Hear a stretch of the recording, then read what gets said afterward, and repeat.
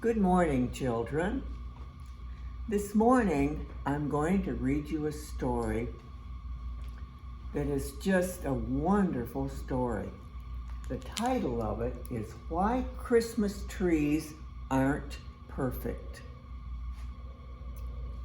They say that if you creep into an evergreen forest late at night, you can hear the trees talking. If you listen carefully to the whisper of the wind, you can hear the older pines telling the younger ones why they are never perfect, and they never will be. They will always have a bent branch here, a gap there. But long ago, all evergreens were perfect. Each one took special pride in branches that sloped smoothly down from pointed tops to evenly shaped skirts. This is especially true of a small kingdom far beyond the Carpathian Mountains in Europe. Here the evergreen trees were the most beautiful of all. For here the sun shone just right, not too hot, not too dim. Here the rains fell just enough to keep the ground moist and soft, so no trees went thirsty. And here the snow fell gently day after day to keep every branch fresh and green. Each year at Christmas, as Christmas approached, the Queen's woodsmen would search the royal evergreen forest for the most perfect, most beautiful tree. One fortunate enough to be chosen would be cut on the first Saturday of Advent. It would then be carefully carried to the castle and set up in the center of the great hall. There it reigned in honor for all the Christmas celebrations. Out in a hushed forest, every evergreen hoped for this honor. Each tree tried to grow its branches and needles to perfection.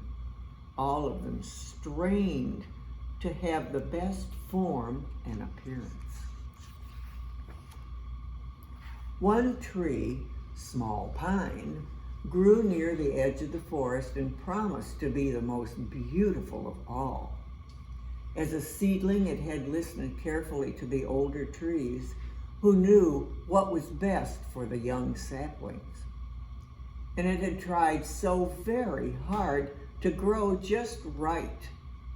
As a result, everything about the small pine, from its deep green color to the curling tip of its evenly spaced branches, was perfect.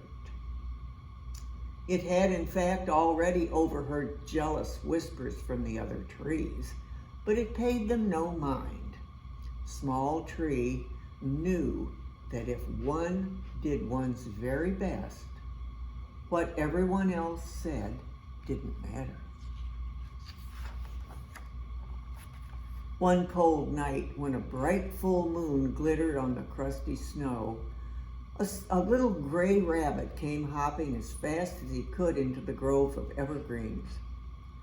The rabbit's furry sides heaved in panic. From beyond the hill came the howling wild dogs in the thrill of the hunt. The bunny, his eyes wide with fright, frantically searched for cover, but the dark, cold trees lifted their branches artfully from the snow and frowned. They did not like this interruption of their quiet evening when growing was at its best. Faster and faster the rabbit circled as the excited howling of the dogs sounded louder and louder.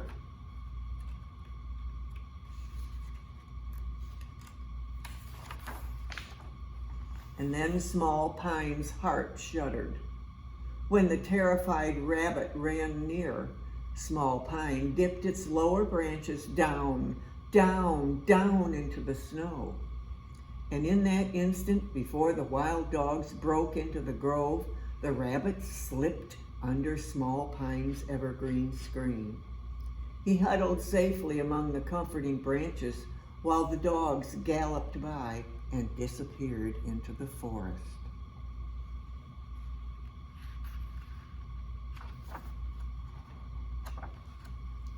Several days later, a terrible blizzard lashed the land. No one remembered ever having so much wind and snow.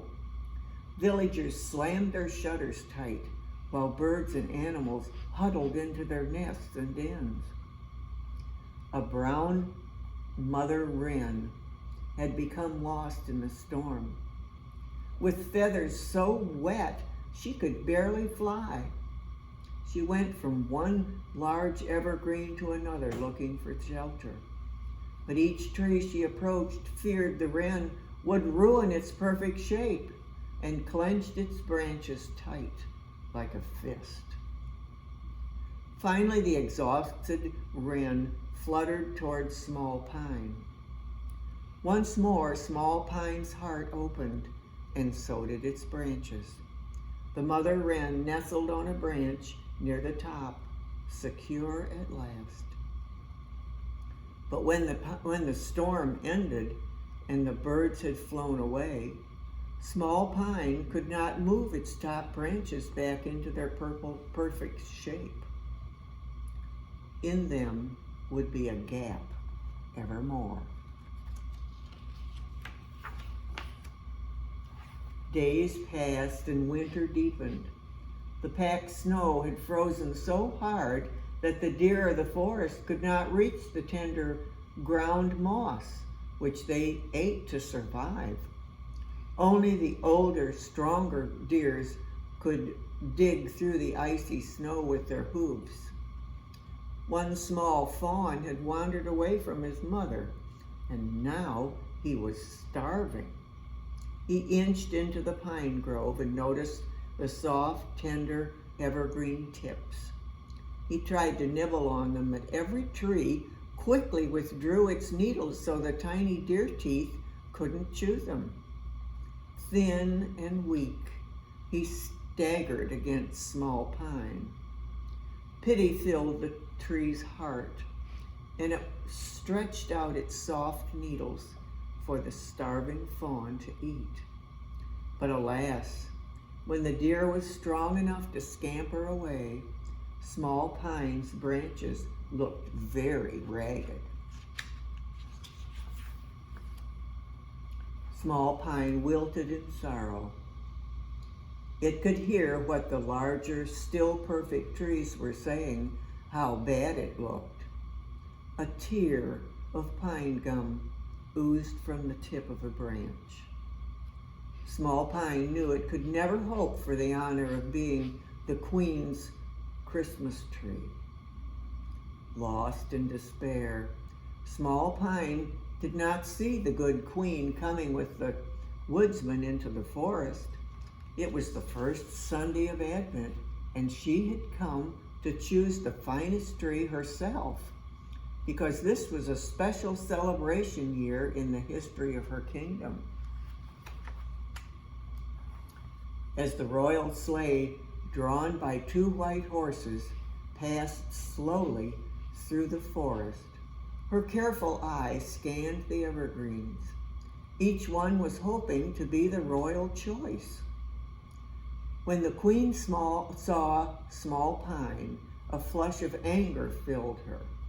How could such an ugly tree with so many drooping branches and gaps be allowed in the royal forest? She decided to have a woodman cut it to throw away and nodded for the sleigh to drive off. But then she raised her hand for the sleigh to stop and glanced back at the forlorn little pine. She noticed the tracks of small animals under its uneven needles. She saw a wren's feather caught in its branches, and as she studied the gaping hole in its side and its ragged shape, understanding filled her heart. "This is the one," she said, and pointed to Small Pine. The woodman gasped, but they did as the queen directed. To the astonishment of all the evergreens in the forest, Small Pine was carried to the great hall in the castle. Then it was decorated with shimmering silver stars and golden angels, which sparkled and flashed in the light of thousands of glowing candles.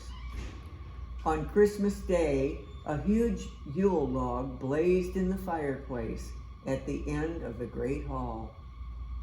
While orange flames chuckled and crackled, the queen's family and all the villagers danced and sang together around the small pine. And everyone who danced and sang around it said the small pine was the finest Christmas tree ever. For in looking at its drooping, nibbled branches, they saw the protecting arms of their father, or the comforting lap of a mother. And some, like the wise queen, saw the love of Christ expressed on earth. So if you walk among the evergreens today, you will find, along with rabbits, birds, and other happy living things, many trees like the small pine. You will see a drooping limb which gives cover, a gap which offers a resting place, warm and protected, or branches ragged from feeding hungry animals.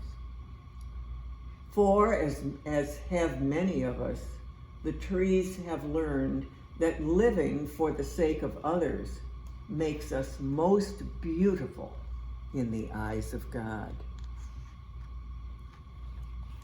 What a wonderful story and a wonderful lesson that is. Giving what we have to comfort other people. Have a wonderful day, children. I love you.